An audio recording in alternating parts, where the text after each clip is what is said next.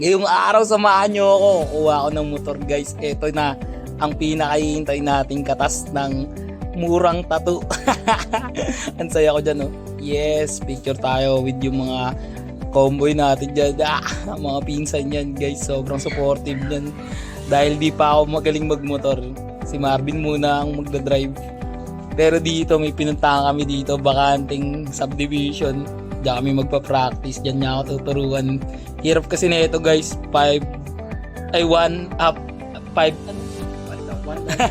1 down, 5 up. Yan, tapos putik na yan. Syempre, pag mag-aaral ka magmotor, kailangan may kasama kang professional driver. Student license pa lang kasi meron ako, guys. And syempre, para for safety. Dito tayo.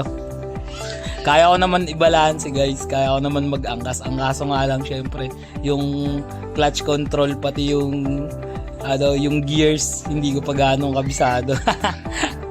Ayun. Driver coach na, tapos taga-video. Salamat sa'yo, Marvin. Grabe, nag-montage pa yan, no? Tapos, ang dami pang angulo na laman sa side view pa yan. Marvin, shout out, Bin. Sana tiyagain mo ako, Bin. Tignan natin, sana matuto ako agad na ito para may igala na natin habang tag-init pa. Nako, sa mga panahon na yan, guys, ang iniisip ko dyan mag-aral ng motor tsaka si jowa. Nagtatampo, patay tayo dyan. Pero sabi ko, para to sa negosyo, para to sa home service natin na tattoo.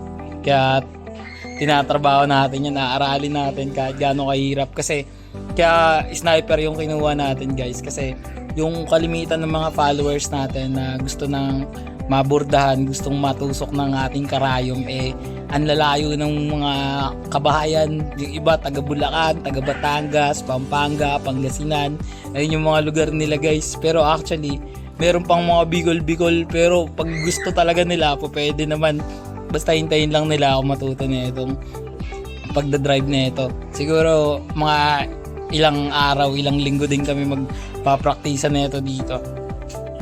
Sabi nga nila, dito daw muna kami sa hindi gaanong matao para safe lang. Syempre mahirap naman mag-aral dun sa lalo na sa maraming bata, maraming aso. Eto, dito ako na yung nagda-drive yan, pero yung mga commands, yung mga gas, yung gear, tapos yung clutch, yan tinuturo yan sa akin, kaya meron ako angkas sa likuran. Sniper kasi gusto, alam nyo, guys, sobrang amateur talaga ako. Last drive ko siguro ng motor 5 years ago pa, kaya ngayon nag-lax loob lang ako. Sabi ko, ito kasi talaga yung gusto kong motor. And dito sa last part nitong video, yan, tinry ko, sabi ko solo ko lang muna yung pagdadrive. Tapos ayan, si Kenneth tsaka si Kuya Buboy, yan yung nagbibideo naman dito. Shoutout sa inyo, guys. Samahan nyo ako dito sa journey ng pag-aaral ko mag-sniper. Putik na yan, marami tayong pupuntahan sa susunod. Magbibigay tayo ng maraming murang tattoo kahit saan pa kayo nakatira. Let's go.